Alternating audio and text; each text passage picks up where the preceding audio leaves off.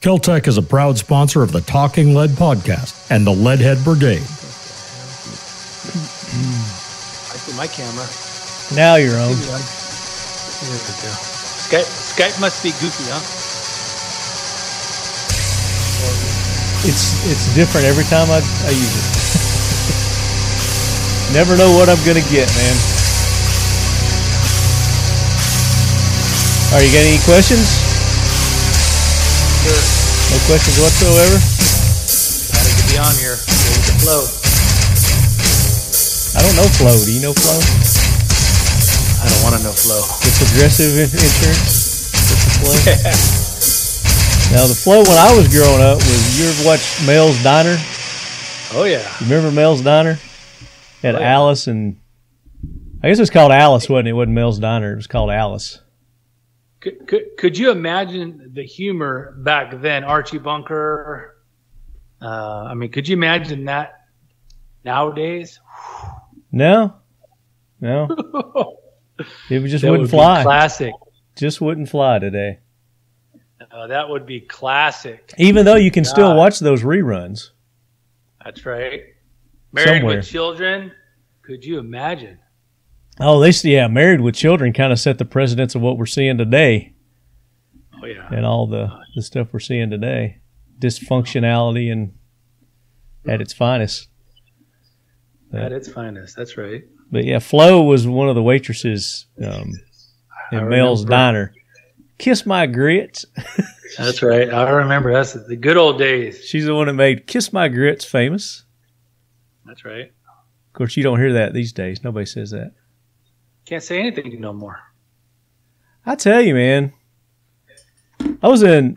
I'll save it. This is gonna be my jackwagon. So, Leadheads, welcome in to another episode of the Talking Lead podcast. I'm your host, Lefty, and we are bringing you all the leaducation here on the Talking Lead podcast. 10 years of leaducating the unleducated, and we're going to continue to do that for at least another year here for 2023.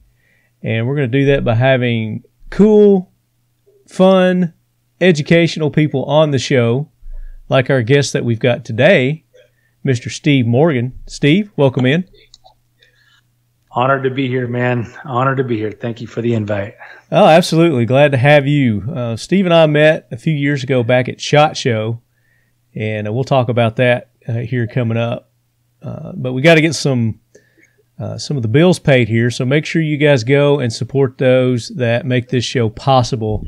Go and support our buds over at Mission First Tactical and check out their new holsters that they've got. They got that's called their Pro holsters, Pro Series holsters, and is a new concept, new design in holsters where they've gotten rid of, your typical screw and washer retention systems.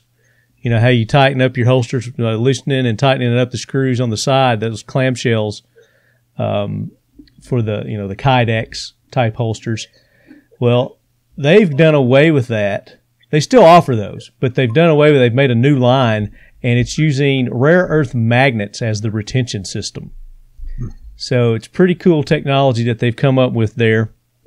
And you can go to their website and check those new holsters out. They've also come out with for you joggers, you exercisers, you people who like the belly band type holsters. They've come out with a new belly band holster that's really nice, lightweight, breathable, and it's got, in addition to the holster, there's some administration pockets and other places to store things on your person. So pretty cool. Go check that out, missionfirsttactical.com. Use the code LEADHEAD, and you're going to get 20% off over at Mission First Tactical. And then, of course, our good friends at Kel-Tec, KelTecWeapons.com. They were the sponsors of us at SHOT Show this year, hosting the Talking Lead Quarters. Brought you all the cool people and products from SHOT Show. Still dropping those episodes, so make sure you're checking the feeds regularly because I've still got several of those episodes left that we're going through, and you don't want to miss those. But go to KelTecWeapons.com, and they've set you guys up with a discount in their pro shop there. You're going to get 15% off anything in their pro shop. at keltecweapons.com. The Keltec KSG 410 is the perfect sidekick with no kick. At just over 1.5 inches wide, just over 26 inches long, and just over 5 pounds, you'll be hard-pressed to find a more impressive 410 bore shotgun. In fact, it's the world's first and only pump-action 410 bore bullpup shotgun. The side-by-side dual feeding tubes and one in the chamber delivers an impressive 11-round total capacity, making it as functional as it is fun. Innovation, performance, Keltec. So there you go. That's how we get the bills paid. Here you guys go and show them love. Let them know that you're part of the Leadhead Brigade by using those codes, following them on the social medias, liking their posts, sharing their posts. We got to get over those algorithms that hold us down as a 2A community. And we do that by you guys going and liking our posts, sharing our posts, commenting, and just spreading the word. We do it grassroots around here, baby. You want something done, do it yourself, right, Steve? That's right. That's right. By the way, I saw one of those holsters on one of your – I do follow you religiously now for 4 years. Yeah, I did see that, man. That's nice. I might have to go there myself and get one of those. That's pretty nice there. I saw you modeling it there at SHOT Show this year. Well, I had a few more LBs on me during SHOT Show. I've hit the gym since then, kind of practicing what I preach. But, yeah, I've gotten back in the gym, feeling good, starting to slim back down, getting down to my fighting weight, you know. I love it. I love it. I love it. Hey, man. We call it battle ready, always being battle ready. Battle ready, that's right. That's right. Always be ready for the fight. So that's right. I'm getting back in there, getting ready to get back to my slim gym days. So all right, Steve. So we do this thing on the show before we kind of get into introducing our guest. But just to give my listeners an idea, Steve is former military. So thank you for your service, Steve. Greatly appreciate it. We're going to talk a little bit about that coming up. Steve has also written a book on home prepping. We're going to talk about that. He's also an avid hunter and a survivalist. So we're going to talk about that. And Steve is all about American made. And we're going to get in and talk a little bit about that too. But before we do that, Steve, I hear that jackwagon train rolling in. Toot toot. So, got it. Gunny, bring that train in and let's take care of some jack wagons and honor some heroes. Hoorah, Semper Fi, do or die, hold 'em high at 8th and I. It is time for the Talking Lead Jack Wagon of the Week, so brace yourself, baby. Got it. Yeah. Love it. All right, the train has stationed, Steve, and I was we were talking there before we started rolling on the show, and I was doing some shopping the other day, went to Walmart to pick up a few things. And I've noticed this more than once, and I've noticed it more than just Walmart. It seems to be in all the service-oriented businesses these days, where and it's more the younger generation, the kids. So I was in line checking out, and there was this younger kid there. I mean, he might have been in college. I don't know. Might have been high school. Hair was a mess. Looked like a freaking beehive. It was horrible. Thank God he wasn't serving any food. But looked like he just woke up. And so I go up. He said, "How you doing?" I mean, he was very polite. So doing good. Appreciate it. Talked, chat a little bit. Then one of his buddies came over that I assumed was like a manager or something like that and needed to do something. So they started talking. And I wasn't paying much attention. And then I heard the F-bomb dropped. Like a couple of times. I ignored it the first time, and then I looked up, and I heard it again. And they're sitting there talking about something they did this weekend or something. And, fuck this and fuck that. And I'm like, guys, you're in a public setting here, and you're working for a multi-million-dollar corporation. You're not doing a very good job representing your company right now. Please be respectful of the other people that are here in the store. And they just kind of looked at me like, how dare you, talk to us that way? And dude just kind of, was shocked and walked away. And then the other guy was just kind of snickering, like, who's this old fart, kind of deal. So, but I've noticed that a lot in not just, Walmart, but a lot of the service-oriented industries. There's just like really not any service anymore. And the lack of respect and, I guess, pride of working for a company doesn't seem to be there anymore. And it was very disheartening, because if that was like an isolated case, then, I could kind of dismiss it. But I see it more and more, and, especially in the restaurant industry, people who are waiting on you in restaurants. It's just, there's no respect or customer service or personality. Because I waited tables when I was in college, Steve. In high school and college, I waited tables at a restaurant, and that was a great job to have back then. And it wasn't like I was working at an Applebee's or something like that. It was a higher end, higher scale kind of restaurant. But I was always conscious about how I was dressed, how I looked, my hygiene, how I met people, how I greeted people, with respect, and if their order wasn't right, I didn't give them a scowl or some kind of excuse, lame ass excuse. The customer's always right. So I was, I'm sorry, about this. Let me make it right. Blah blah blah. Bring them something else. Whatever. You don't get that anymore.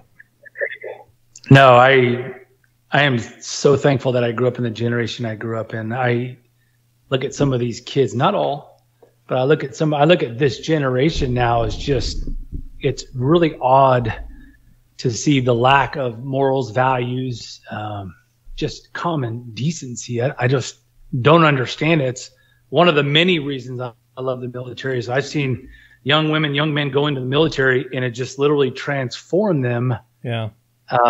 In a way that, it's awesome. I mean, we come out of basic training, we're just different people. We understand, we respect. But even the military has changed. I was going to say, you're seeing even the military, there's a change in, how they're, I guess, training the men and women, and the difference in how you were there and how you came out when you were a young man. You came out a man. You went in as a boy and you came out as a man, where in today's military, I'm not getting the sense that that's what's happening with our men and women, our young men and women these days. It's not the case at all. Matter of fact, I mean, we could have a whole nother show on just that. But hey, let's keep talking. I don't set a limit. Yeah. I mean, I remember going in, and I'll never forget their names, Sergeant Lamb, Sergeant Keeney. They were very aggressive. The minute I got off the bus, I mean, foul language, pressure. I mean, they pushed you to a point to make sure that you can handle the pressure. I mean, there's nothing worse than going into battle, which I have many, many times, ill prepared, right? It's an important thing. Now I hear these things nowadays that drill instructors can't yell, they can't use foul language, they can't even smack your forehead with a rim. Matter of fact, I hear rumors. I've been asking some of the younger guys that I know that know younger guys, and apparently there's like a stress card. Oh, what? Brother, like this is so stress comical. card. Is that like one of those rings, those stress rings that when it turns a different color then? No, you could pull it out and give it to your instructor and get a 15-minute break. I'm like, what? I'm like, you don't get breaks in war. I never once was able to go, hey, I need to take a break from this situation. Yeah, time out. Stop shooting. Time out. Got to go change my tampon. Yeah, it doesn't happen, man. I'm telling you, we're in a woke society. It's scary. They're attacking masculinity, toxic masculinity. They don't want masculine men. I mean, guys, gals, listeners, we're in a. I mean, They want masculine females and demasculated men, effeminate men. Scary. But he is exactly right. Why is that? Easier to control. That's exactly right. It's all about control, man. It's all about control. So that's my jackwagon, Steve. It's irked on me ever since then. That was earlier this week that I did that, and and that's the thing too, is I've seen a lot of people that just ignore it. Older people like myself, even older, and they'll have that look of astonishment and kind of look around at everybody else like, can you believe that these kids are talking like this? And they won't say anything to them. You know, and that's the thing is they can't go unchecked. You can't let this behavior go unchecked. So you have to call them out on their bullshit. So, you know, when you see somebody doing that, that's just completely irresponsible, disrespectful, you have to call them out on it. No matter, you know, the situation or how you may feel you may be perceived in that store, I guarantee you the majority of the people are feeling the same way you are. Just speak up and say something. Call them out. And you can do it respectful. It's like I wasn't an ass about it. I was like, hey, guys, can you not have this conversation here? This is like locker room conversations y'all need to be having back in your locker rooms. Oh, absolutely. I mean, I remember growing up. And another thing, I'll tell you right now, the problem, it's lack of discipline. There is no more discipline any longer. It's non-existent. I can't believe it. But, man, we're up in an era where you can't even discipline a child. And that's the problem. People don't realize that what they're doing is enabling their child to act like that. Yeah. The minute you take discipline, there's no consequences. With no consequences, these kids are roaming freely without any repercussions. But you see how it's worked, though. They've taken the parents' ability to be able to raise and, like you say, discipline their children, teach them right from wrong, and it's extended out past the home, and it's now out in the society. You're just not allowed to, look dirty at a kid anymore. Yeah. So it's bullshit. So it is. There's my jack wagon. You got a jack wagon? I can jump on that wagon all day long. I mean, it's sad, it's pathetic, it's horrible. It blows my mind. I'm glad my kids were disciplined, and I agree with you. It's despicable. It's just horrible and painful to watch. Yeah. I mean, there's not even any. I don't even see kids these days helping elderly, opening a door, helping somebody carry out groceries. I mean, it's gone. Like, it's non-existent. You just don't see it. I'm going to be 50 years old in June. It's non-existent anymore. Young man, look at you. Yeah, tell that to my body. Welcome to the half century club, buddy. That's right. You got big plans for your 50th birthday? Just keep living life to the fullest. Thankful to be here. Thankful to survive some combat scenarios in my life. Yeah. In some unique situations. Thankful to be here, man. Ooh. The opposite's much worse. We're going to talk about that too, and then I'm sure you keep up with current events. And you were in the Air Force, right? I was. You're in the Air Force, so you might be able to maybe shed some light on what the hell's going on with these flying objects over Alaska. You got any clue what's going on? There's like supposedly they shot 4 objects down since that weather balloon incident. What's your theory on this? Be honest. We're going there, huh? We're going there already. We're going right to the gusto. Okay. Yeah. All right. Yeah. I find it very alarming that the Air Force, the military, when I was in, that would not have happened. Mark my words. If something was 2023. You mean to tell me we don't have the top-notch technology, radar systems? We didn't see this objects. Obviously, there's more than one. We haven't seen any of these approaching at a distance. We allowed them to come in and float. Listen, I'm going to tell you right now, I live on 5 acres. If any object was hovering over my house, the minute they came even close, I have a 12-gauge shotgun. That thing would have lasted 12 seconds. Yeah. Watch this. Click, click. Cool. I mean, I don't understand how it's even happening other than there's a strong possibility it's a cover-up. Military, I know, brother. I see you asked. You went there. I know. The communities. That's the only thing that makes sense. Yeah, when you enter into special forces, you never leave that community. You never leave it. You're always in. You're always in the loop. You're learning and seeing and hearing things. And every single one of us is like, yeah, that's not normal. And I can just tell you, without getting political, that this current administration is allowing it. I was like, get political. It's allowing it. There's no way a great leader would allow that to happen. I believe that we're vulnerable and we're in a situation where our enemies, which we have some, which I don't want to point them out, but I will because some of them are all overseas. like Russia, China, I can go on and on and on, Korea. Yeah. Trust and believe. North Korea. They're testing the waters, Lefty. They're testing the waters. Is that what it is, or does our government want us to think that they're testing the waters? Is it a psyops thing by our government on the people? It's like, okay, we're going to allow this Chinese balloon to go through and let all the Americans see it, and let them know that there's something going on there. And then after that, we're going to launch these other things. They're not calling them balloons. They're something other than balloons, apparently. And then we're going to shoot those down. Like there's all of a sudden there's this like mass invasion of these things into our country. And we're going to look like heroes because we're shooting them down. But then people are going to think that we're under attack. Because that's what the perception is that we're under attack by another country, that they're sending these whatever they are, because they're not telling us what they are. It's a big secret as to what they are. They don't want to say what they are. It sounds like drones to me. I don't know.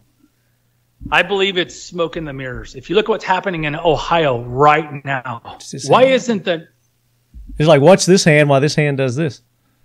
Yeah, I mean, look what's happening in Ohio. Why isn't that the focus? Why did that happen? Why aren't they containing nuclear pollutants in our water right now? Why we're focused on some silly balloon that they allowed to enter into?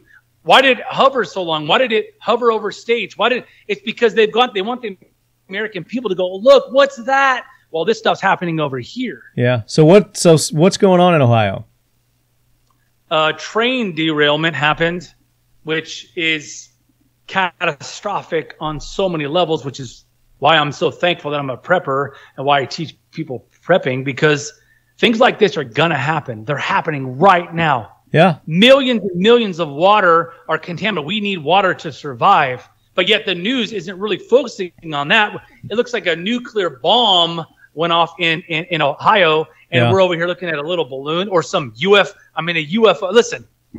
Couldn't be further away from Ohio, Alaska. There's divert your attention over here. Yeah. Because, and I just saw there was some sort of a tractor trailer that overturned today or yesterday that's got some sort of toxic chemical spewing out of it.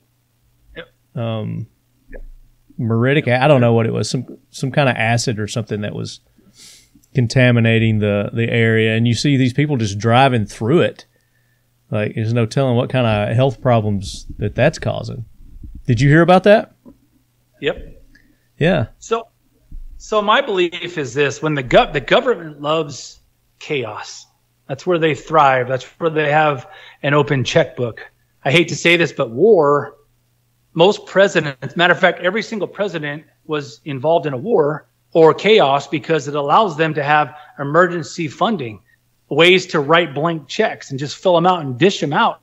Matter of fact, check this out. Federal spending on disasters increased 6,698% since 1953 through 2009, and now it's much greater. 6,698%. That's huge.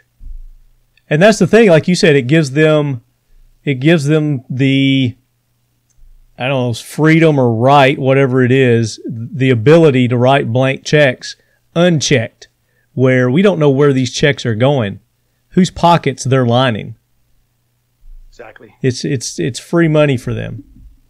Well, it's dangerous because in a normal situation, you got to put through Congress, blah, blah, blah. Everybody votes on it. Well, in a situation like this, they can give it to whoever they want to, and there's not even a question being asked. Yeah. And you look at politicians when they go into service, senators, representatives, they come out a lot wealthier than when they went in, being government service jobs that are only supposed to make, like, what's the president, like $200,000 a year? Is that what the president's supposed to make, or Speaker of the House? Yeah, they're all different. I believe the president makes $375. I could be wrong. Yeah. Anything in Congress, like Nancy Pelosi, was supposed to be, like 125 just right around or 200,000. Yeah. Yet they're worth millions and millions of dollars. You know, multi-millions. And it's because of the scenario that you and I just laid out. Yeah. And it's us putting them in the power and the position to do this unchecked. You throw them in there, and you hope that they do what they're supposed to do, but nobody's checking them on it. Nobody's calling them out. Nobody's saying, "Hey, that's locker room talk. You need to take that to the locker room." So we need to be doing this to our politicians too. Exactly. So, all right, enough political talk there, but I just kind of want to get your thoughts on the balloon situation, which is not political, but it turns into a political agenda for the most part. So not UFOs. There's no UFOs that we've got to worry about. Ain't no UFOs. Come on, man. Seriously. Not in Alaska. It's silly. It's silly. I don't know why it took so long for them to shoot down a balloon. Like I said, if something happened in my back, and I know you, I've known you for 4 years. I know darn well if something was flying over your house, it wouldn't last very long as well. Speaking of you would go pick one of those wonderful objects behind you, and I'm pretty sure it wouldn't last very long. Yeah, I'd probably get my my new crossbow. I don't know if you can see it or not, but I love that you got that crossbow. But yeah, so to counter that, let's honor some heroes. You got any heroes? Anybody that's doing some positivity in our world, in our communities, making a difference that we can look up to and praise? Yeah, I got a buddy of mine, Mike Brandow. He's 3 tours overseas. He's just a big advocate for freedoms. Get plugged in. Find something local in your community. I'm part of a group called F3, Faith, Family, Fitness. It's all about coming together as patriots, bringing God back into the communities. Make sure that you're doing your part. Make sure that you're doing your part. Is there a website for Faith, Family, Fitness? Yeah, it's called F3. It's men only. It's a group that I'm a part of. I love it. It goes back to your initial comment about being in shape, being battle ready. All of us love our freedoms, and we wake up every single morning at 4:15, and we push each other to the brink of being our best. And I love it. Is this it here? I'm pulling it up for our viewing audience. Is this it? Yep, that's it. Okay, F3Nation.com. Yep, I'm a part of that. It's free. I think everything is. So the mission of F3 is to plant, grow, and serve small workout groups for men for the invigoration of male community leadership. But people are going to say, but isn't that promoting male what's that word we were saying earlier? Toxicity. Toxicity, yeah. That's very toxic. You're damn right. You're damn right it is, and that's exactly what we're about. We want to be ready. We promote readiness, and yes, we want men to be masculine, 100%. Bringing the masculinity back to men. I like it. Very good. Right. Fitness, fellowship, and faith. F3. Right. So if any of you leadheads are interested in joining, I guess anybody can join. That's a male. It's free. Join it. They're everywhere. I travel a lot, speaking engagements. And I find it ironic and really cool that there's always a group there. It's fun. I mean, you get initiated like the military. I'm a nickname guy. I love my nickname, but I was given another nickname there after your first workout. They give you a nickname. So I got my latest nickname, another one to add to the equation. But what's your nickname? Yeah, it's fun. What's your nickname? They call me Mouthpiece. Imagine that. Mouthpiece. I am not. Are you a talker when you work out? I'm a talker, period, man. I'm the guy that's dishing out garbage. I'm the guy that's talking smack. I'm the guy that's pushing people to the limits. And I probably should have been a drill sergeant at some point, but yeah, that's what they call me there. Nice. So what's your other nickname? Well, they call me Captain Morgan. Captain Morgan. I'm not promoting alcohol, but I got that in the military, and it kind of just stuck. Hey, ain't nothing wrong with little Captain Morgan here now and again. No, not at all. But I got that. I almost had one last night for Valentine's Day. I almost treated myself to a Captain Morgan's, but I just couldn't get past my Jack, so I just stuck with Jack. Yeah. I'm all about nicknames. I love it. Speaking of, this is right on the tails of Valentine's. So happy Valentine's to all of our listeners. I hope you and your significant others, your loved ones, whether it be a family member or just, your main squeeze. Had a good Valentine's Day. I did. I went out and had some Mexican. I like the grilled alambres, which those are basically fajitas with bacon. Nice. And I love eating those. So that's what I had. I had that and Jack. Nice. What about Sounds you? like Did you have a dinner. date? Did you go on a date? Nope. We stayed home. I cooked up some elk burgers and spent the Nice. time with the wifey and good old quality conversation, Yeah. Did you guys have any sweets? Do you any kind of special dessert? Nope. Not this time. But I'm not opposed to that, but nope, not this time. Not this time. I didn't really either. Didn't have anything sweet. So. All right. So I guess I don't really have any heroes at the moment. So we'll leave it at that for our jack wagons and our heroes. So Leadheads, if you've got nominations for the Talking Lead Jack Wagon Train or Leadhead Brigade Heroes, shoot me an email, talkinglead@gmail.com, and put in the heading there, Jack Wagon or Hero, whatever it may be, and we will read yours on air. All right, so going to get that train out of here, and we want to learn more about Steve and prepping. So we're going to talk about this book that you've written, Steve. And how long ago did you write this book? 3 years ago. So only 3 years ago. So it's called A Beginner's Guide to Home Prepping, Steve Morgan. And if you guys want to follow Steve, he's at A Prepared Patriot on the grams. Is that also on Facebook? No, it's Steve Morgan on Facebook. And there's 50 Steve million Captain. Steve Morgans.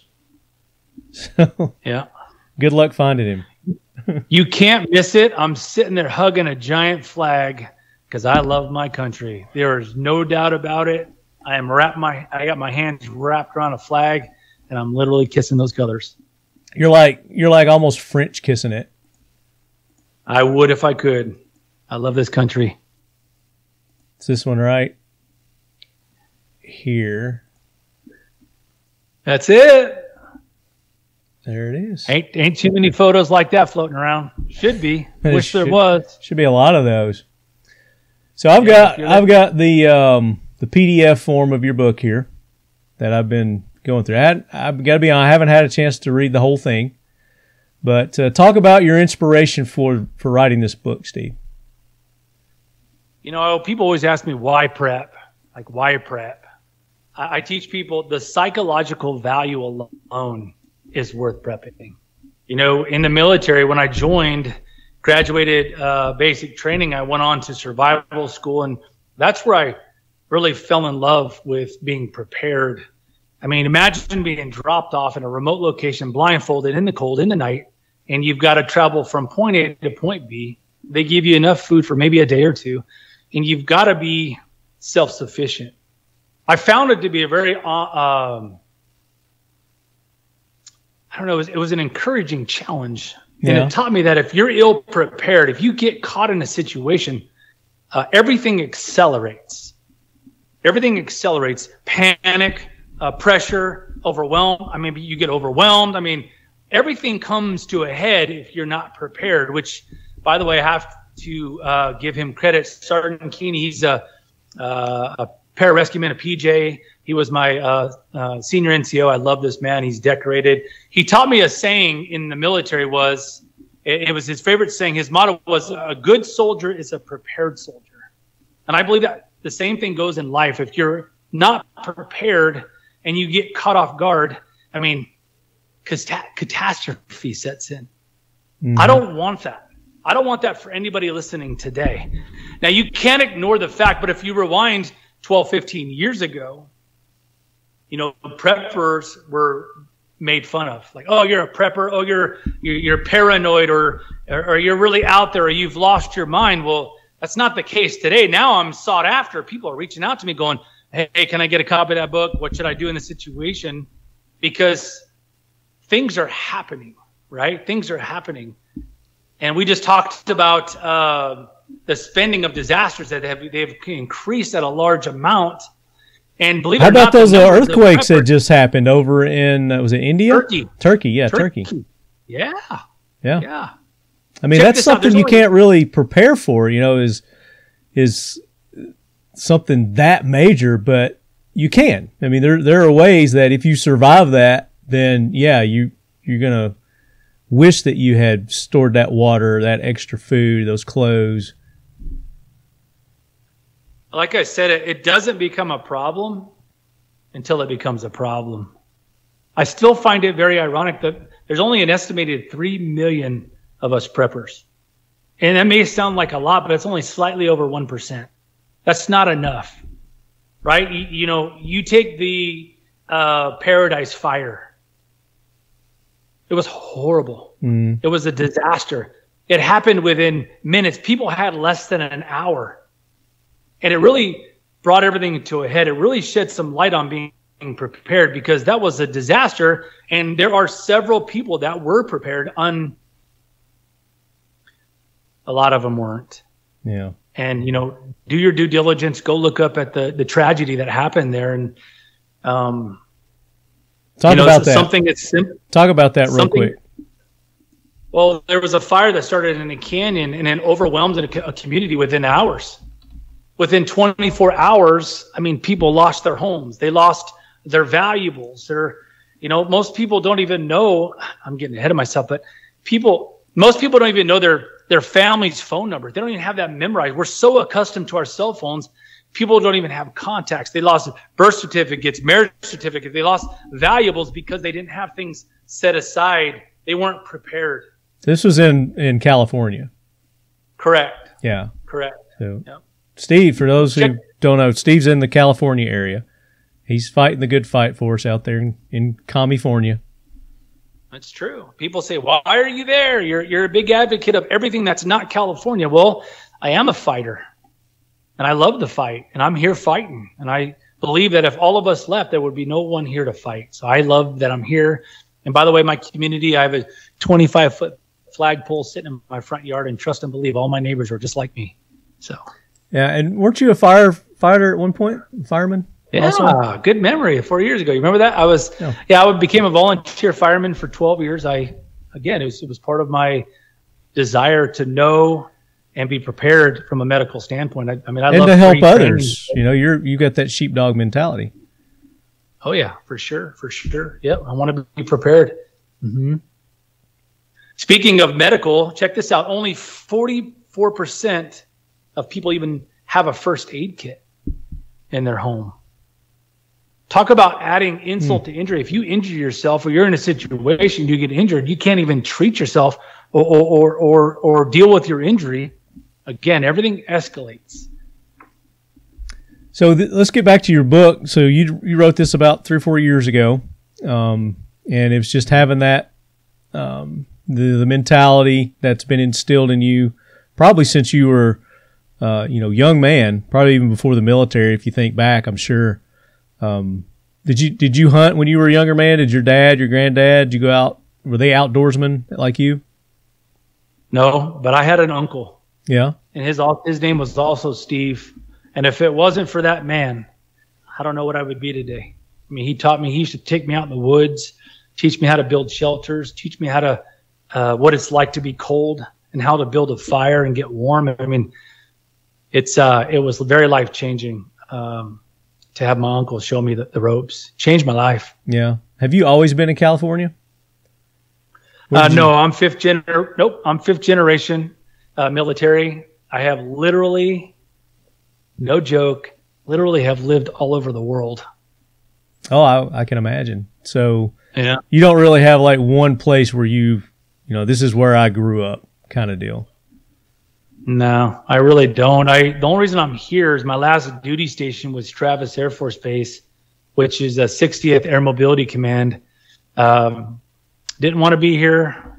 Really didn't like it here. Met my wife here, and there you have it. There you go. The boss has spoken. We're living in California. Yeah. Well, there are worse places I can imagine to live. And what part of? Can you say what part of California that you're in? You're in the northern, and southern. Actually, Yep. I actually encourage everybody to look up South Lake Tahoe. It's a beautiful place, one of the most desired locations in the world. So, the state of California doesn't suck. It's just ran poorly. Like, it's one of the most beautiful states in the union. It's just run by a bunch of people that just don't care. Which is why there's so many people there. It's so beautiful there. It is. Everything you could possibly want to do, especially, grow produce, grow fruit trees, the water resources are phenomenal here. I mean, there's a lot of resources. You got the mountains, you got the oceans, you got a desert. You got it all right there. We got it all. Got the woods. And you do a lot of hunting, and we're going to talk about that too. You're an avid hunter, but and I've had other preppers on the show before, and I like getting different people's concepts and ideas on what their ideas and what their tips and tricks are on being prepared is. And some people are the hardcore diehard apocalypse preppers, and that's what you were saying earlier. And when you say prepper, that's kind of the first thing that comes to people's minds. And I think probably Hollywood and TV put that concept out there, as what a prepper is, which that's not what it is. It's like you said, it's being prepared for everyday life. And when catastrophe strikes, being able to deal and cope with that without being overwhelmed with fear and panic and, just feeling overwhelmed. That's exactly right, man. If you just took the word prepper and you swapped it out with ready, just be ready. Like, you don't have to anticipate things happening, but you need to be ready, right? Yeah. Get organized. That book that I put out, which, by the way, I'd love to give you a free copy, whoever's listening, but it's just the fundamentals. It's going over the basics. It's just teaching people to be ready if it happens. I mean, I guarantee you every person in Ohio right now, there's a good portion. I'm not being ugly. I'm not being nasty. I'm not being negative because, I'm not like that. Yeah, but I guarantee you there's more of them that wish they were ready or prepared today, right now, than they were a week ago. Yeah. That's what this is all about. It's just about being ready, right? And I always tell people, start out slowly. But there are so many examples that we can point back to where if you were just, a halfway preparedness person, like when the COVID struck, when that happened, there was something that happened before that where all the toilet paper was gone for some reason. Everybody just went and took all the toilet paper for some damn reason. What was that? I can't even remember. But that's the thing, is we forget. It's like, oh yeah, remember when that happened? That was a good time to start your routine for being prepared.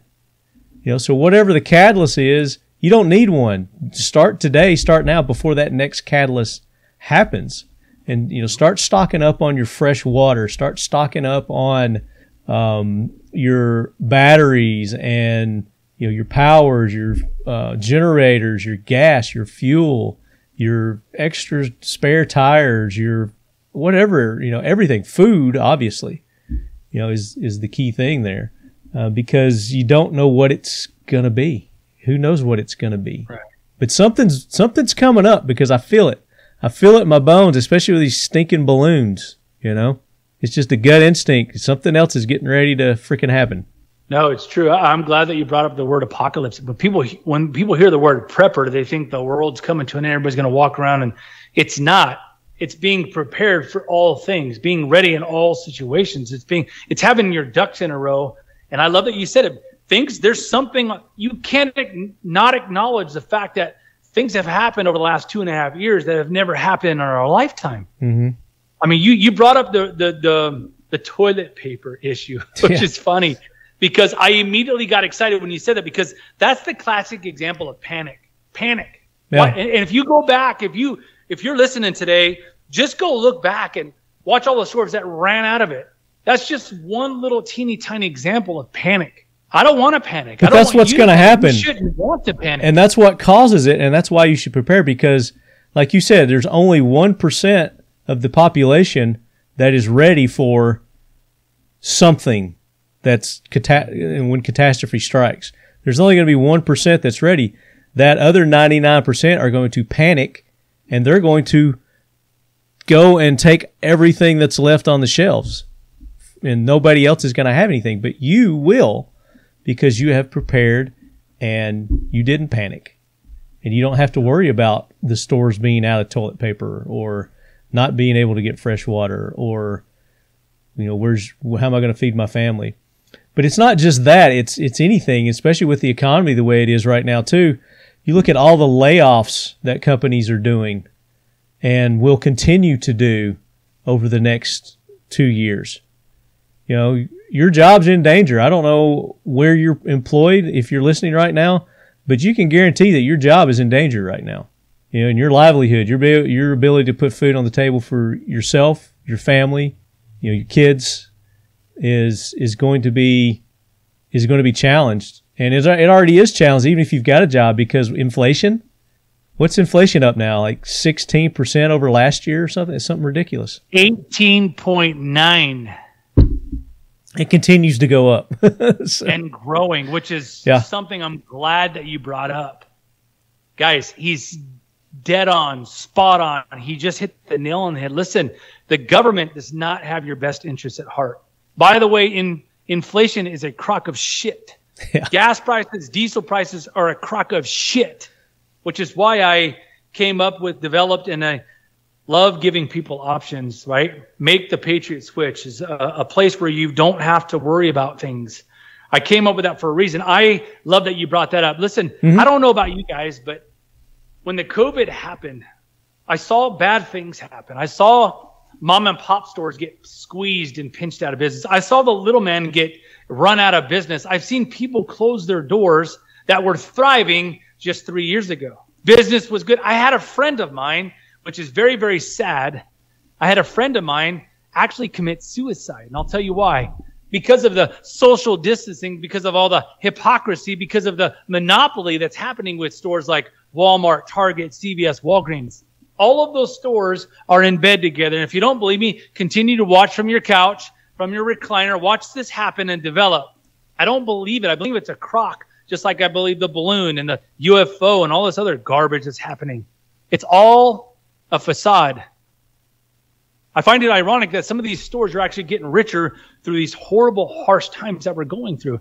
But guys, you don't have to play that game. You do not have to fall victim to what Lefty just said, the stupid false inflation. It's false. I believe it's an attack. It's artificial. It's an artificial inflation. It is. Take fuel, just for example. Lefty, you got my back on this, right? Like, if you look at diesel is refined gasoline. Gasoline is more expensive to make than diesel. Why is diesel more expensive? Why? Because tractors run off of it, which is farming is run off of that. Diesels, that tractor trailers that haul and supply all of the stores are run off diesel. Why? Why aren't more people aware that it costs less to make diesel than gas? Yet inflation and fuel costs are so high. Come on. It's a no-brainer. So it's an attack. So you mentioned American Made, Make the Patriot Switch. And this is another organization that you're involved with. And talk about what Make the Patriot Switch is. I just love freedoms. I love the freedom of choice. That's what I fought for. I believe I'm still fighting in a war just on my own country. I hate it. I hate what's happening. I don't think anybody should be pushed or forced into making a decision at all. I believe in free enterprise. I'm an entrepreneur. I'm a freedom fighter. I'm a proud combat veteran. I love choices. I love the freedom. I don't believe that our freedom should be attacked, which I just love giving people options. For instance, people are upset with the vaccine. And it doesn't matter if you got it or didn't get it, but I don't like the fact that people were forced to get it. It's the same thing that's applicable to the conversation we're having right now. We talked about I want to go to that you just said. So recently there was this NFL football player that had a heart attack on the field. Correct. And he was on. They were interviewing him like on 2020 or I don't know. It's one of those freaking. Correct. And he didn't want to talk about it. Why? He didn't want to. He didn't. So they asked him. He said the doctors found what the cause was. Blah blah blah. And then he was like, "Tell us what it was." And he paused, and he thought about it, and he was like, I don't want to go there. I don't want to go there. And it was because he got the vaccine. He got vaccinated. He got the latest vaccination shot, and he wouldn't say it. But when he was asked what the doctor said caused it, that's when he clammed up. Right. But here's the crazy thing. I believe that it's making people sick. I have close friends. It's a fact. It's a fact that it is. And I don't understand why people don't acknowledge it, which here's the sad part. Scroll back down. Go to Procter & Gamble. Go to these products. The government's been allowing these companies like Johnson & Johnson, Procter & Gamble to manufacture products that have been killing people for decades. I mean, look at the synthetics. Look at the ingredients like formaldehyde, parabens, all of these quarantine disinfectants. All of these products have been slowly killing people for years. I don't like that. It bothers me as a dad, as a husband, now a grandpa. It bothers me. And again, I just want people to have choices. Yeah. And that's what this is about. It's about not buying. Well, what opened my eyes was, so you got this pie chart on this website, and you guys go to makethepatriotswitch.com, and for our viewing audience, I've got it up right here. Is there a bigger picture of this anywhere that exists that actually breaks down? So Coca-Cola, it's got all the companies that Coca-Cola owns. It's got all the companies at PepsiCo, and PepsiCo is a lot bigger than what I thought it was. Holy cow. PepsiCo owns, let me put my glasses on here. See if I can read this. It's a monopoly. If you look at these major corporations, there's really about 5 of them. Johnson & Johnson, Letter Brothers, Procter & Gamble. There's only about 5 of them, but they mass produce. They own everything. It's a monopoly, and it drives me nuts that they squeeze out and buy up all the little men so they can stay in control. Yeah, so Quaker, Life, Aunt Jemima, Captain Crunch, General Mills, Tostitos, Ruffles, Cheetos, Fritos, there's a bunch of stuff. This is all just under PepsiCo.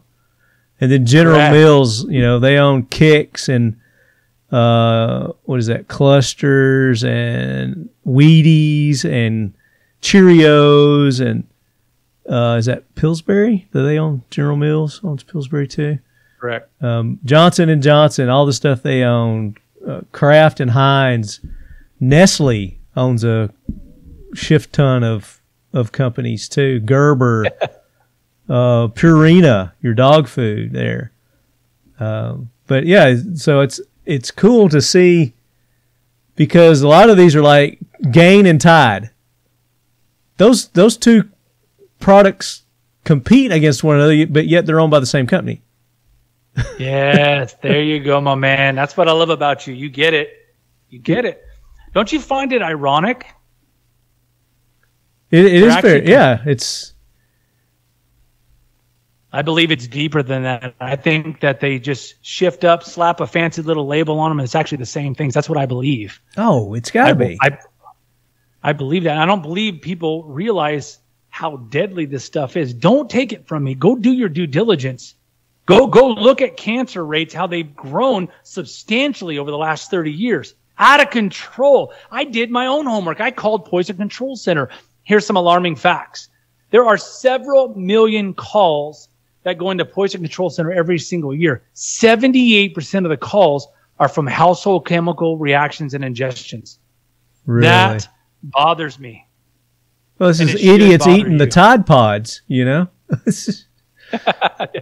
Those freaking idiots at the that's checking you out at Walmart that are eating the Tide Pods. Oh my God, Yeah, that's a whole nother topic, right? That goes back to our initial discussion about this generation. My generation would not eat Tide Pods. I'm telling you that right now. Yeah. But you even go to food. I teach people how to grow their own food, right? It's because of the same example. These products here, non-toxic, chemical free.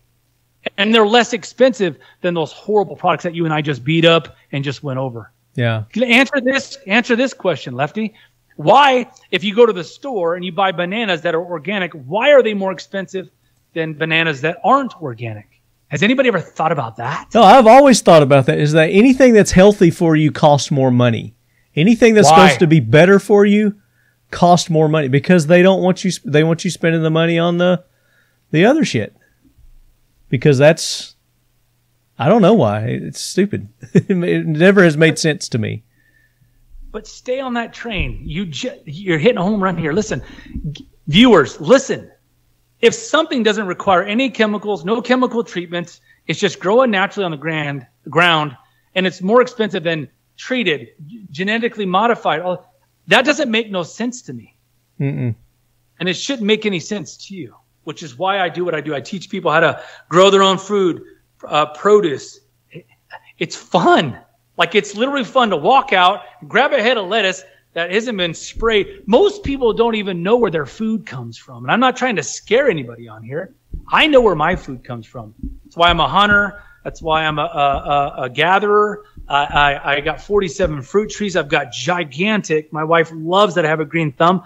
I go out there and teach classes how to grow vegetables. I know where my food's coming from. Yeah. So let's talk about that. You know, we didn't really answer the question. So why do they charge more for the organic and the stuff that's supposed to be more healthy for you than the other stuff? Why is it cheaper? It's called driving traffic. It's called driving traffic. It's a monopoly. I find it's just crazy. But don't the same people that own the organic stuff also own the non-organic stuff? Isn't it? You better bet your rear end they're all in bed together. Absolutely right. Check it out. Everybody knows about Monsanto. I've heard of Monsanto. What is Monsanto? Monsanto is a very large corporation. I could probably go to get censored just for saying the name. They control the growing industry. Everything is treated. Everything is genetically modified. Corn, all of the Yeah. Monsanto, so listen, yeah. I've been driven by cornfields and it says Monsanto seeds or whatever. Yeah. You can actually get sued if you use a different seed than Monsanto treated seed. That is a classic government overreach. Government overreach. Yeah. Yep. It's the classic government control. It blows my mind. So all of this is really about is getting people prepared, teaching them to always be ready. I love self-sufficiency. Now, is that people are going to need? Is that what tell me the name of that website again? MakeThePatriotSwitch.com. Is that what it's about? It's about people growing their own things, company. Or do you have links to alternates to, like, all right, if I don't want to use PepsiCo products, you've got alternative American, natural made stuff that people can use and, eat, consume instead of. That's exactly what it is. It's a company that aligns with you and I, right? They're aligning with all of the viewers today. Hey, I don't want to play the game. I want safer, better options. I love that they're 100% American-made, American-based. They own their own manufacturing facilities. They're not in bed with the FDA, which is a bunch of, garbage, right? They're not controlled by these monopoly companies. Matter of fact, the FDA doesn't even like this company, but they've overridden all of their nonsense. And check this out. Their products are so safe, they're not even required to have child-proof safety caps by law. That's what I love about this company.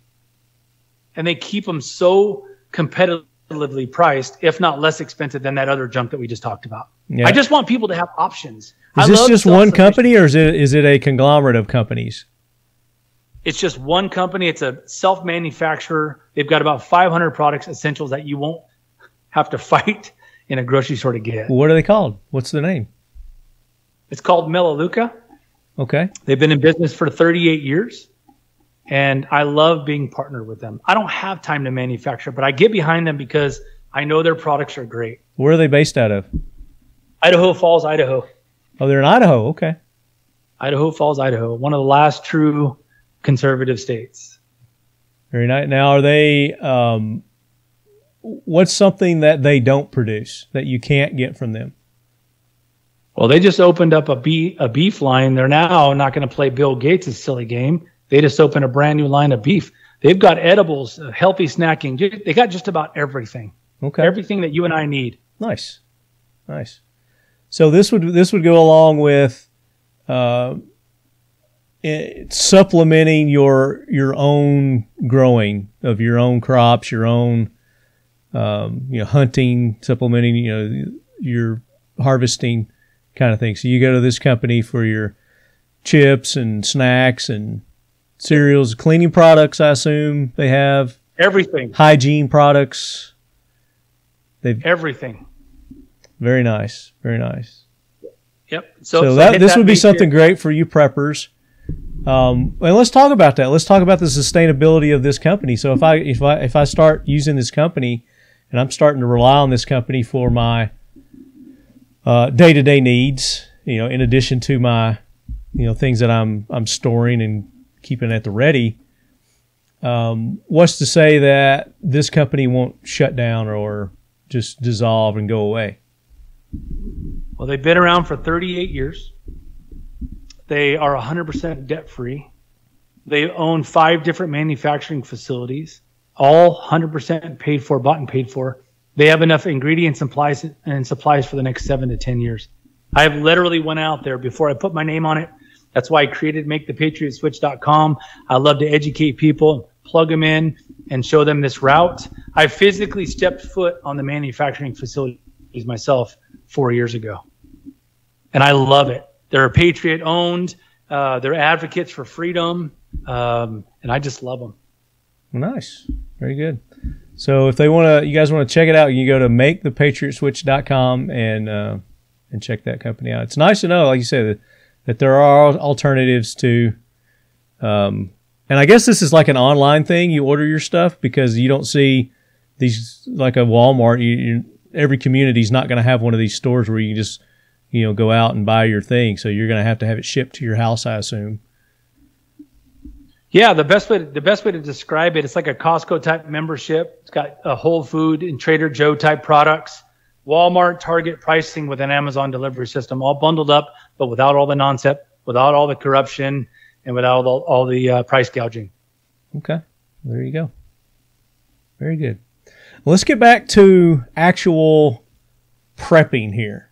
So you're talking about you actually train people on how to be self-sufficient. Are these classes that you have like scheduled? People can say, "Okay, I want to sign up for next month's class that you're going to have," or how do people find those? I do. I have people reach out to me. It's a 6 weeks that I usually spend in the wilderness. People will show up. I teach them how to build shelters, fire, I'm a water filtration junkie. Like, I love natural ways to filter water. Water is the key ingredient for life. So I teach people how to be self-sufficient in all circumstances. Yeah. So just kind of going through your book here in the different chapters, and I don't want you to tell everything in the book. I want people to get your book, and we're going to talk about how they can get your book here in just a minute. We're actually going to go through our listener questions, and you're going to give one of these away to one of our listeners, right? Yes, sir. Sweet. So get organized. That's like your number one. That's chapter 1. Get organized. We talked about getting organized. What's the key component to that? Well, people hear the word like bug out bags. I call them grab and go bags. So how are you ready? I would always educate people on having a grab and go bag. Grab and go bag is if something goes south, you're able to grab those things, throw them in the car, throw the kids in the car, dogs in the car, and get out of there. Grab and go bags should consist of medications, essentials that we just talked about and how to get those essentials, first aid kits. How about important documents, pictures, certain things that are important to you? If you have to get out of there in a situation, and we talked about a few situations. We talked about Ohio. We talked about the Paradise Fire. Things are going to happen. You got to be prepared. You've got to have those grab and go. It's as simple as running down and grabbing some buckets, 5-gallon buckets. putting things in those, putting a sealed lid on them so you can grab them, load them in the car, and get out of there. It's super, super simple. And again, it boils down to, are you ready right now? If something was to happen today, are you organized and ready? We already talked about the number of people. 60+% are not ready at all. Yeah. At all. Less than, just over 1% of them, rather, are ready. That's mind-blowing to me. Those are the people that are going to be wasting their time hitting the grocery stores, trying to get what's left, scraping and fighting for what's left while you've already got your stuff. You've grabbed it, you've packed it, and you're already on your way, and you're beating those lines. You know how every time there's like an evacuation in Florida, and it's just like there's no way people are going to get out because everybody's trying to get out at the same time. Kind of deal. Let's talk about something important real quick. Yeah. Everything we talk about is important. What are you talking about? I want to talk about something really scary right now. Uh-huh. And I know you're going to have my back on this. I love where your brain's at. Like, they're talking about a grid lockdown. Mm-hmm. We talked about a cyber attack. Has anybody heard about a cyber attack? Cyber attacks are a well talked about option right now. I find that scary. Not for my family, for those of you that are listening today. Think about what I'm about to say to you. Do you have an emergency rendezvous for your family? Do you know do you have a secondary form of communication? If your phone crashed right now, if the Wi-Fi in your phone crashed right now, what would you do? This is one example of many. Think about what I'm saying to you. What would you do right now? My family knows where to meet each other. Yeah. We're worried. Phones don't go out. We have two-way radios. Hey, we're getting close. Are you there? Can you copy yet? We have two-way. We have all this stuff ready in our grab-and-go bags. And not everybody does. They're literally, it's becoming a more used conversation topic right now than ever before. Grid cyber attack. Grid lockdown cyber attack. Everybody's, I know we're on Wi-Fi right now and we're having a communication on this, but if it crashed today, what would you do? That's just one example about being prepared. Most people aren't. There you go. Create that emergency contact list, which we had a guest on at SHOT Show. What was his name? Jared.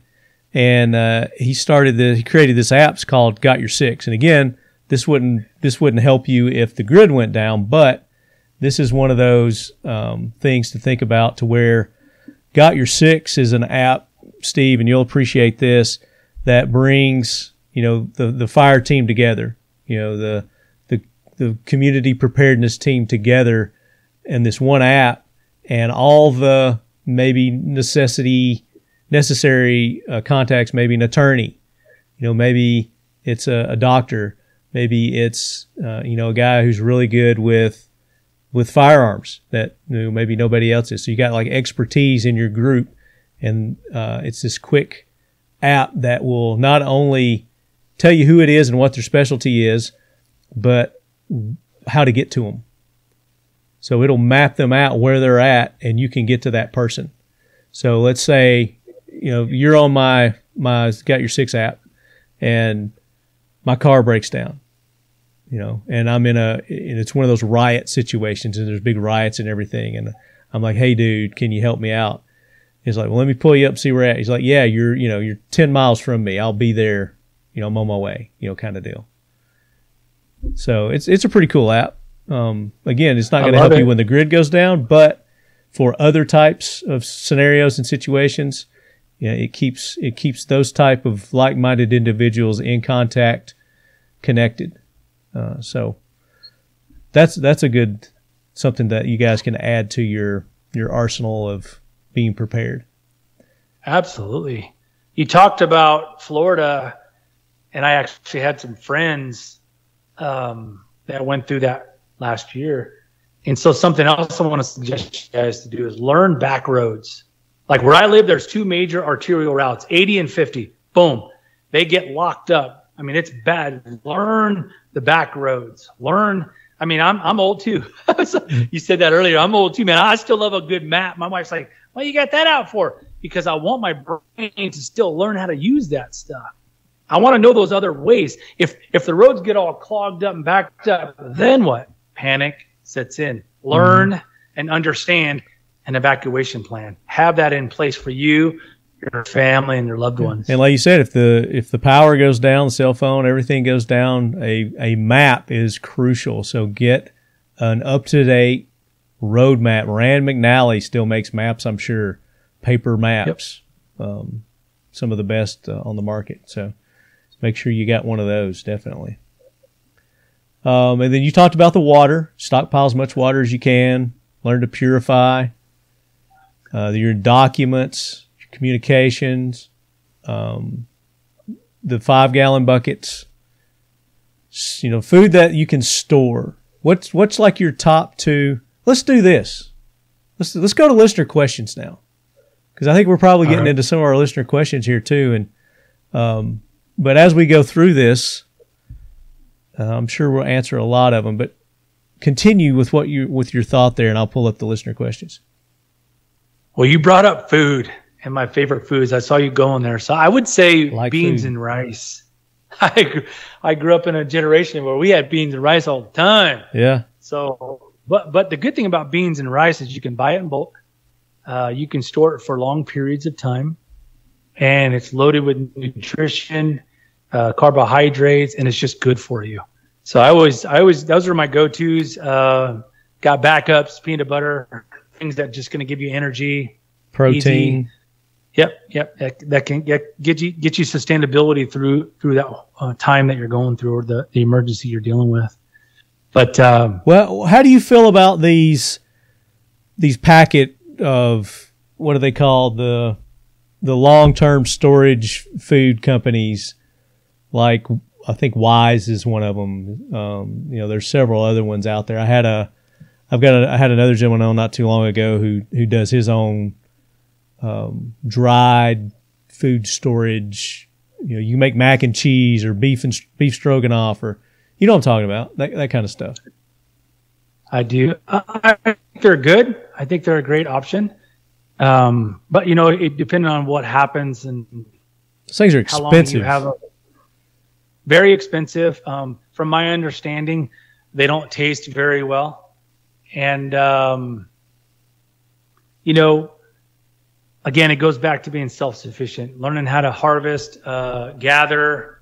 I'm really big into hunting, archery. You know, I don't, if something ever was to run out, I still have a backup plan, but those things are going to alleviate the initial panic and extreme high concern of making sure that you don't have what you need. So they're good.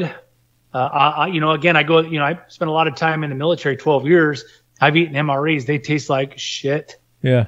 But and they block you up. So all I'm saying is, if I don't have to go that route, I'm not, but they're good to have. Sure. If you're not able to grow your own food. There's some that are really tasty. I've had some that taste really good. So here's a question from Mac Packing. It says, "Hello, Steve. I'm a Youper, a resident of Upper Peninsula, Michigan. In our area, the most likely natural disaster is probably blizzard or snowstorm with resulting power loss. This can turn deadly considering temperatures regularly dip below zero this time of year. What are the best solutions for possible heat, power loss in the winter? Thank you." Well, if you look at humanity, it's been around for thousands of years. I mean, Upper Peninsula is a beautiful place. I have friends that live up to that veteran that I shared as my hero, Mike Brandow. They actually live there. I've been up there. There's plenty of wood. I would say always have an axe. It's definitely part of my grab and go bag. And people say, I'm going to grab a chainsaw. Not going to happen. Got to have a fire starter. But then, then you factor in when you got blizzard, cold, snow, and make sure that you have something to start a fire. Yeah. Right. Make sure you have kindling. Something I always teach right when we go in the wood. I do an exercise with my clients when I take them out and teach them survival. I don't tell them what I'm doing, but I'll walk through and I'll see who will grab me. I'll grab something dried, moss, something that can start a fire. I'll start grabbing it and putting them in my pockets and let my body heat dry out that product, because there's nothing worse than being cold. and not being able to start a fire. Wet and cold. Wet and cold and not be able to start a fire. So make sure you have something warm and dry, something that you can start a fire, which there's lots of fire starting things now. I mean, I pack a Zippo lighter, but if you don't have that, learn how to make a fire. There's lots of ways. But if you're in a dry, cold, wet environment, you better have something. I carry packs of lighters in my grab and go. You get you one of those will last forever. Those Ferris rods that you start a fire Ferro with. rod. Ferro rod. And then I was talking with Paul Markle. He was on our last AK Corner, and he had mentioned some product. They make this, you're talking about having dry kindling. There's companies that make this stuff that's really flammable, really easy to ignite, that you can get nowadays. It's really lightweight, doesn't take up a lot of space in your pack. That's great for rough conditions, starting fire kind of deal. I wish I could remember the name of it, the one he said, but you just Google it. It's out there. It's awesome, but there are times when you're going to run out of that stuff, or you don't have that stuff. You can grab a sap from a tree, and you can mix it in grass or moss. It actually becomes flammable, and that's your fire starter right there. Oh, look at there. Nice. That's a good tip. Yeah. Is there a certain kind of sap? Just any tree sap? Is there a mix ratio you want to try to concentrate on when you're mixing the sap with your brush?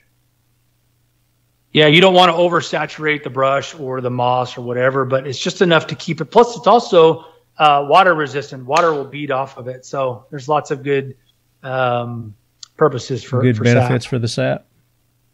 Yeah, that's good. I did not know that. Power law. I mean, again, a generator. If that's something you got, and you got the fuel for your generator.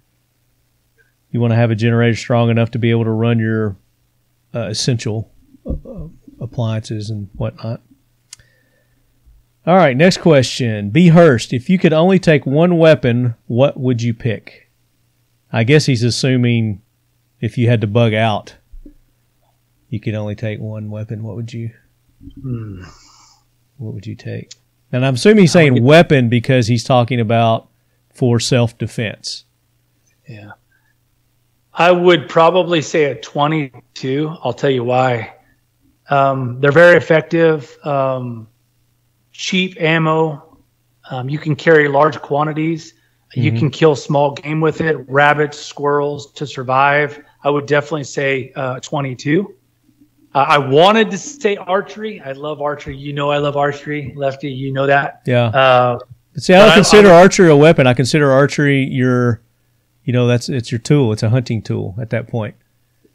Yeah, it's definitely my jam because I can make arrow after arrow after arrow after arrow, and I can reuse them. But if I had to choose, I would probably say a 22 because I know I can get a large amount of ammo with me, and it's light and it's pretty effective. Yeah, and you could probably make your own bow and arrows too, couldn't you? From what you find in nature. And I'm not bragging, but I'm a hell of a good shot. So if I had some danger coming my way, I'm pretty sure I can take an eye out. Yeah, if you guys don't believe it, just go to his Instagram page and scroll down and look at some of his trophies there. Esom87, what do you think is one of the most overlooked preps for people who are just starting out or who prep but aren't hardcore about it? So basically, what do you think most preppers overlook? Water filtration. Yeah. What do you recommend for that? There's lots of ways to do it. But I would definitely have. There's some new versions these years where you can get collection bags and you can squeeze it in. Reusable containers. Water bottles and such. But I think it's the number one overlooked thing. People think about prepper, they think about food and canning and all that stuff, which is all great, but water is more important than food. So I would say water filtration. There's lots of options these days. If you get caught in a bind, you can grab big clumps of moss and stack it up and pour your water through from a creek or a waterbed and let it come through the bottom. It'll actually clean it out pretty good. Water tablets, water purification tablets. Really, really big, old-fashioned, old school. people forgot about them, but they're great. You can throw those in a thing of water, and it'll actually do you well. So water purification tablet, but water purification, number one. Nice. Okay. Good answer. Mustang Perry, what are your essentials you have to have in your bag? Do you have recommendations on a brand of bag? Yes, I do. Mission First Tactical makes 2 different sizes right now. They also have a rifle bag too. But they've got some nice bags, and you can use that discount code LEADHEAD and get 20% off those bags. Mission First Tactical. There you go. So essentials. What are your essentials you have in your, I guess he's saying your bug out bag, your go bag. I'm assuming that's what he means. Well, I would say contacts and contact solution. I have a problem seeing in glasses. I mean, you're going to be no good if you can't see. So those are the things that you need to sit down. This is the whole purpose of that book, is to write down. If you take medication, that's a must. I wear contacts and I need glasses. Those are a must. Water filtration, a must. First aid kit, a must. Right? So you've got to have those things. So it's hard to pinpoint one, which is, I cover a lot of these things in the book. These are everybody has different needs. So you have to sit down. What are your musts? Most people need medications. Most people don't think about medications or contact solutions, first aid kits. You've got to have those, right? We talked about fire starting material, definitely a must. Any type of axe is a must. So here's, or a saw. Here's my take on it. Hydration, food, medical, fire, and then, you're going to need some sort of layers, clothes, shoes, extra socks, extra shirt, extra pants. All of that stuff's in the book. So for my quick bug out bag, grabbing the shit and get, and like he said, for your eye, you definitely want to make sure if you've got eye issues or just a good eye flush anyways, something that you need to have regardless if it's contacts or whatever. It's saline solution is dual purpose. It actually can help you clean a wound or a cut. Yeah. That's a good point. Yeah. I don't know if you're going to know this or not, but see, Corey Brown asked, if you only plant 2 potatoes in a 250-gallon tote, how many potatoes can you potentially harvest? My best is 184. I think there's a lot of factors that will come into play to that, but well, to answer your question there, sir, I always keep one piece of fruit, one piece of vegetable. I cut it open and let it dry out. I keep all the seeds. I put them in a baggie so I can recycle one piece of fruit and turn it into multiple fruits or vegetables. So hopefully that answered your question. He did 184 one time, he said. I think that sounds like a pretty good return on your investment. So recycling is key. Flood munitions. How do you ease this is a good question. How do you ease a significant other into the preparedness mindset without scaring them off or overwhelming them? Oh, I think communication's key. I think bringing up a current event or something you've observed. Hey, this just happened. If this was to happen here, how do you see us handling it? Having an open discussion with your kids, family, spouse, whatever the case is, significant other. Just say, hey, this just happened, like the Ohio. Hey, this just happened. If this was to happen here, how do you think we would handle that situation? It always spurs people to think. Every area is specific. Every area has its own entity of problems. California, earthquakes. Florida, you brought up earlier, hurricanes. Midwest, flooding, right? Every area has its own scenario. Take that scenario, take history, and just have discussions of the history of that area. What scenario could possibly go wrong? Yeah. All right. Next question. This is from Nikolai Alpel. Nice. Got to toss in. I think you nailed it. He likes it when I screw up his name. Got to toss in some shotgun talk as a waterfowl hunter, what brand have you found to be most reliable in the duck blind? Cough, Benelli, cough, cough. Also, some awesome piles of specs on your page. So that was a kudos out to you. Awesome. Yeah. So when I speak to the masses, the number one thing I don't want to do, cough, cough, Benelli, which I love. Don't get overwhelmed. Don't go break your bank. Go into entry level for rifles. I love Savage for the entry level. Stoeger is a good, 12 gauge shotgun for entry level. Don't go break the bank, but get something that has a good, history. Lefty, you probably got some, better suggestions with your armor behind you, but don't break the bank. Don't go out and buy. Got one right here. Yeah, that would be a good option. But my point is, there are great options out there, such as Savage, Stoeger. There's lots of great options. Keltec KSG 410, brand new. We released it at SHOT Show. We talked about it. You go check out our episode we did with Chad. It was our kickoff episode to our SHOT Show interviews. They just released their KSG 410 Bullpup, the world's first 410 Bullpup shotgun. Nice. So you get, I think it's 5 of the 3-inch. I think it's 5.5 plus 1, and then if you use some of the shorter ones, you can get like 7.7 plus 1 rounds of 410 in there. Great bird hunting round, the 410. It's lightweight, compact.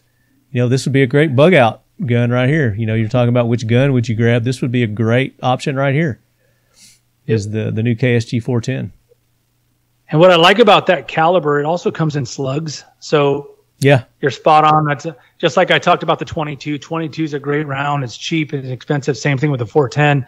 You can get a lot done with a 410 slug as well. So I think that's a great option. Yeah, and it's a great for the smaller framed individual as well. Again, because you got a lot of less recoil. Whole bunch of options there, like you said, for the different loads and rounds that you can shoot through that. So that's my suggestion. It's a great suggestion. And then back to the bags I was showing our listeners here. So Mission First, because here's another question about bags. Pacific Dot Northwesterner. When it comes to bug out bags, making your own is best. But for folks new to prepping, how effective are the pre-made bags you can find on Amazon? Are there any changes or additions you recommend? Thanks. So yeah, definitely get Steve's book and buy a bag from Mission First Tactical, and then start loading it with what Steve suggests from his book. That's my number one suggestion. But they've got some great backpacks there. I was showing Steve here. You can see. So they got those are awesome for primary important things. Throw that on your back. I would say definitely get one of those and get all your important stuff in your documents, your medicines, things that can't live without, kind of thing. And then I love buckets. I know it's silly. I've had many conversations about buckets. Buckets are something I love because when you slap that beautiful Mission First backpack on your back, you got your primary stuff with you. You can reach down with two other hands, grab buckets, run. Why buckets are good is because they can be used for multiple things. One, you can bury them. You can hide them. It keeps things safe. It doesn't. They don't rot. They don't decompose. It protects everything inside. Keeps them dry. Second thing is you can collect water with them. Yeah. Right. Or keeps it dry as long as you keep the lid on it. That's exactly right. And you can carry firewood with it, or fruit, berries, all kinds of things. So there's human waste. Yeah. You can do that. You can use it for a literal dump bucket. That's exactly right. But so to those pre-made bags that you can get online, it just depends. You're going to get what you pay for the most part in a lot of those. But when you get those pre-made ones, you always, and even if you make your own, you always want to check them periodically, make sure things aren't out of date, everything's still fresh and whatnot. But it's better than not having one at all. I'll say that about the pre-made something you can get off Amazon. But you want to look for the essentials. Make sure it's got all the essentials that Steve recommends in his book. You want to add to that? Yeah, I mean, I can go on and on. I love this conversation and where it's going. I want everybody to listen to, fishing gear. That's always a good must. It's easy, it's light. You can grab a small set of flies and some fishing line. That should always be in every single person's, bag. One thing we haven't talked about is physical fitness. Well, we're getting to that. We're getting to that. Yeah. Yeah, then that's my favorite. That's how you and I first met. That was our episode 4 years ago. You and I had an amazing episode, and that's where I really became a faithful follower of Talking Lead. Is this episode right here? That episode, yeah. Look at those two handsome bearded dudes right there. Who that is? Love that. Who that is? Who that is right there? That's when I first met your awesomeness. That's right. We were at the Buck Knives. Brooksy introduced us. Yeah. You guys came by. Had no idea what we were going to talk about, but we had a good conversation. We did. Had a really good conversation. Have an awesome friendship 4 years later, too. Thank you for that, by the way. Absolutely. Love following you. But, fitness, not only your mental and, but your physical as well is important to preparing.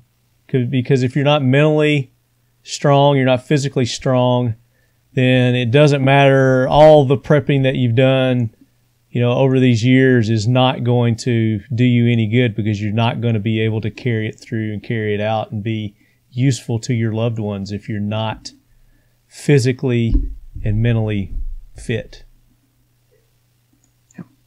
And it is by far the number one thing in the military.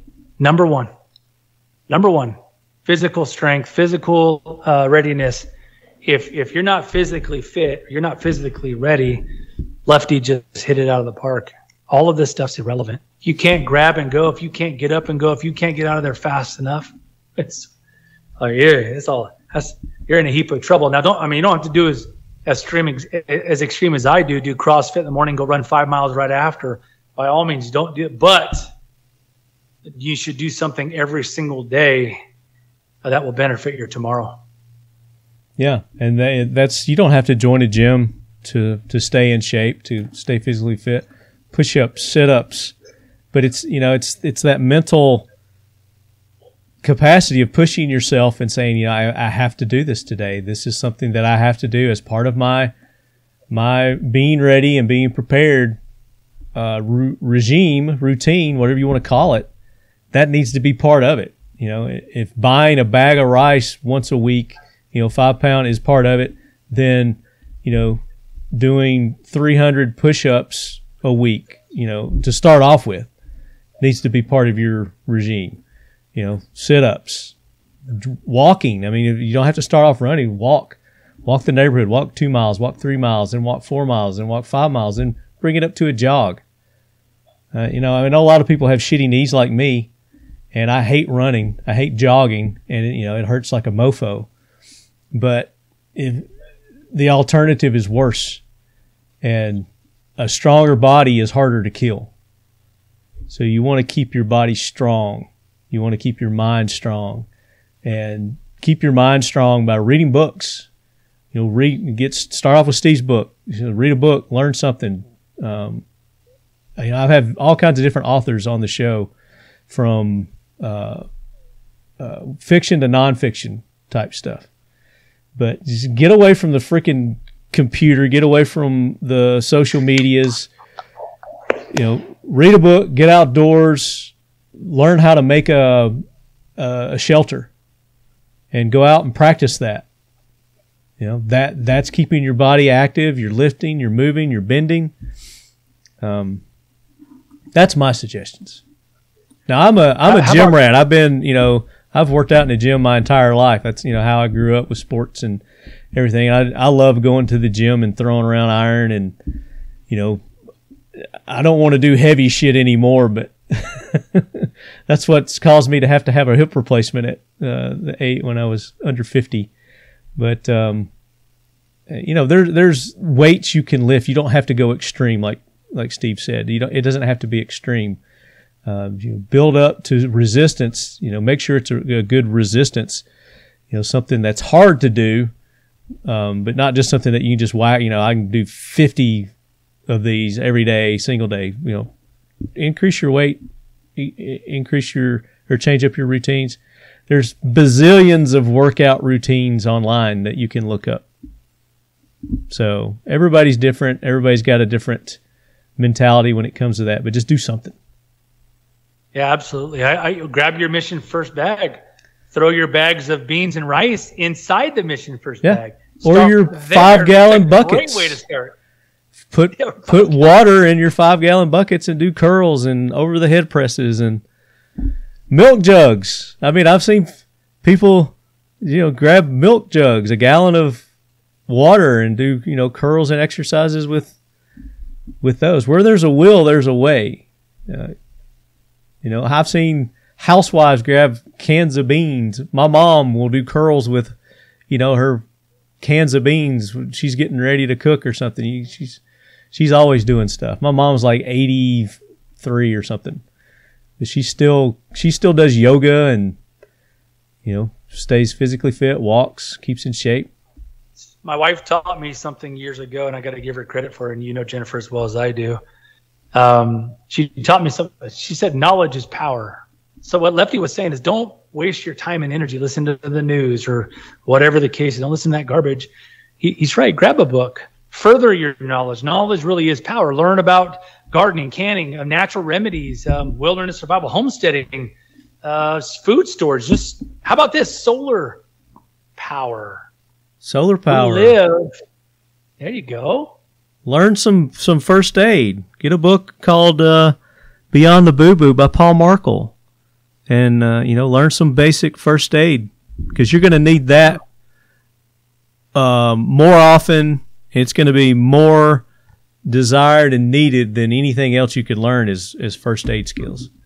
You're going to save lives that way. Yeah, it's good stuff. Good stuff. Knowledge is power. It really is power, and that's what this whole thing today is about. Knowledge is power. And let's give away your book, because we said we promised one lucky listener is going to get this today. So, Steve, how people win on this show is they have to participate, and they have to listen, and then that's how they win. And they participate by, one, emailing me suggestions for the show or guest recommendations, or things you want us to talk about, jackwagon nominations, Leadhead Brigade heroes. When I make posts on social media, like I did before we had Steve on here, announcing, say, hey, this is going to be our guest, this is what we're going to talk about, post questions. We'll read your questions online. That's participating. These social media, our podcast, when you go and you leave feedback on like iTunes or Stitcher or something like that, and I see that you've commented and left a comment there, or a rating. YouTube, same thing. Wherever we're at, wherever we got stuff, if I see that you're participating, you're actually engaging with us, with other listeners, other followers of the show, then that's where we reach in, and that's where we give you cool prizes like we're going to award you with today with Steve's book, which is A Beginner's Guide to Home Prepping, Steve Morgan, right here. And of those that participated, we're going to go to our comment section from the post I did asking for your questions for Steve. And did any of those questions stand out? You're like, that was just like a really good question. That guy deserves a copy of my book. Or that was just a stupid question. This guy really needs a copy of my book. Kind of deal. Do you want to go through there and pick one, or do you want me to pick one? I think there were some good ones in there. I love the grab and go bags. I really love that. Tells me that person is already thinking ahead. Mm-hmm. The person that asked the suggestion of the grab and go or the bug out bags, I think, in my opinion, that's somebody that's really serious about being prepared. Mm-hmm. That's the one that stood out to me most. Okay. So the Pacific Northwesterner. So Pacific Northwesterner You're the one that said when it comes to the bug out bag, you're asking about the Amazon. Are those good? Or are they shitty? Or should you do your own?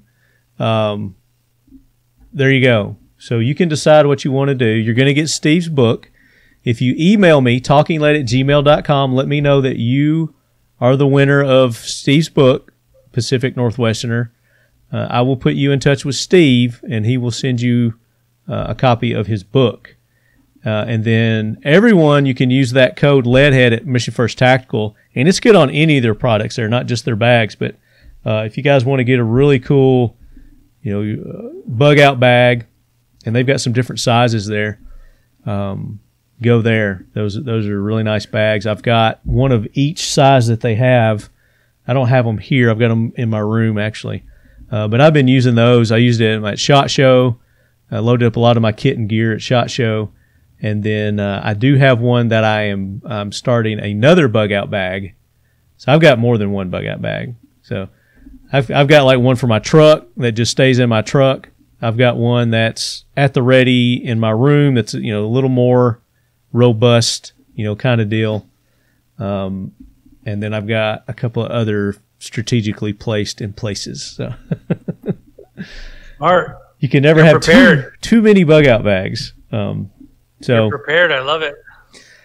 Pacific Northwestern, congratulations. You're the winner. And I appreciate everyone that made a comment on our post for Steve. If we didn't answer your question, feel free to email me or Steve. You can email Steve too. Steve, give out your info. It's you can find me on Facebook, Steve Morgan, Hugging a Flag. We showed that earlier. My email is dominateyourhunt@yahoo.com. Dominateyourhunt@yahoo.com or makethepatriotswitch.com. All three of those will. Oh, excuse me, an IG, a prepared patriot. A prepared patriot. There's 4 avenues. One of those will connect you with me. There you go. Or get a hold of Talking Lead, and they'll connect you as well. Yeah, you guys can always email me, talkingled@gmail.com.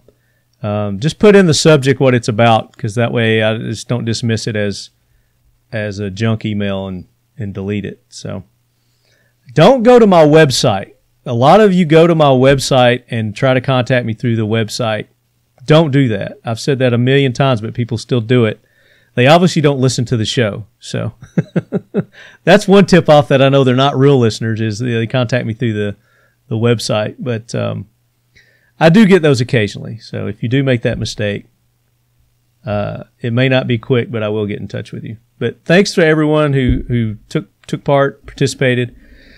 Be listening to our upcoming shows. We've always got cool giveaways that we're going to be doing.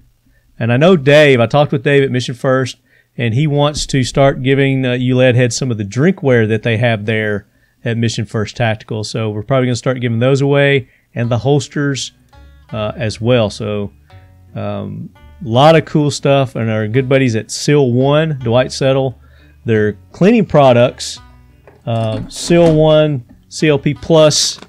We just gave away a nice one of these on our Talking Lead AK Corner that we did with Paul Markle, our Season 5 kickoff.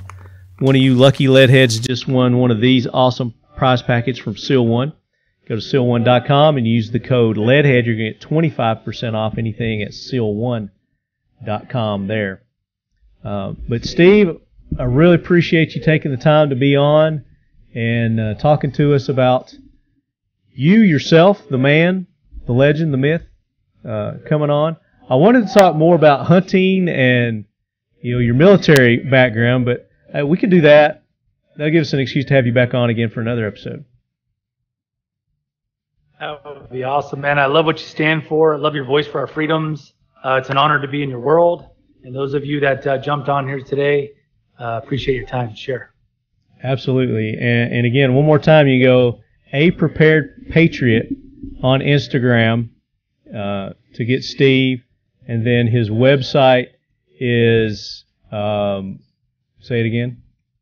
MakeThePatriotSwitch.com. There it is. MakeThePatriotSwitch.com. And there's where you can get more information on those awesome American-made products. So go check him out. Show them all the love, show them all the support, show all our sponsors the love and support. Mission First Tactical, Kel-Tec, Seal 1, Factory 47, Lockdown. Those walls should be out. You see these walls behind me that I've got my firearms and things displayed on behind me as my video audience is looking. Those are called secure walls, and those are available now, and you can use the code LEADHEAD, get 15% off those at lockdown.com. So, Leadheads, until the next episode, as always, keep your loved ones close. Your firearms closer. Fight for your freedoms because they're at stake, and if you don't do it, no one else will.